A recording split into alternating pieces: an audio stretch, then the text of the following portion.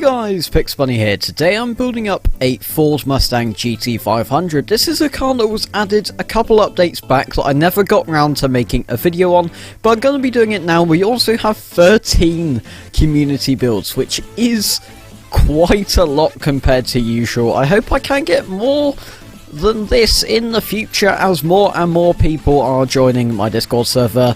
If you do want to join it and send in your build, a link to it is in the description of pretty much every single video. But I decided to go with a kind of race / drift theme. Yeah, I say / just instead of slash.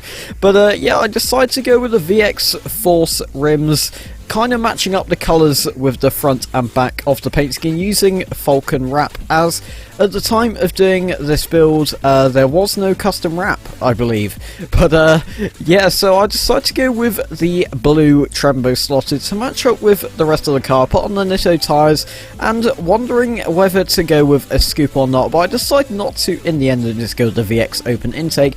9,900 RPM out of the fully upgraded ECU, lowering it down to 2.5 inches, which is about okay, but I do run at about 2, as you can see here.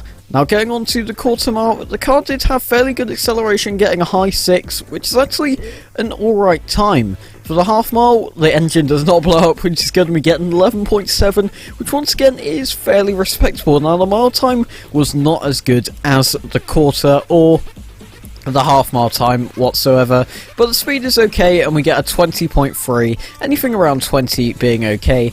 Now the speed was not as much as I thought it would be, but we are up against an Accord Euro R, I believe this car is. I'm trying to make him slipstream here and overtake me, but there we go, he does overtake me eventually. I do drop it down a gear, throw on NOS, and we do get up to 292 miles an hour.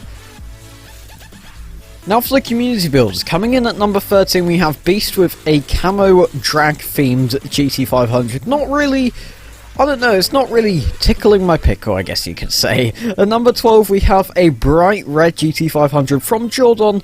The only reason why it's at number 12 is just because it's a bit low and of the golden supercharger. At number 11 we have the real EMILE, a fairly clean car, there's just not too much going on with it.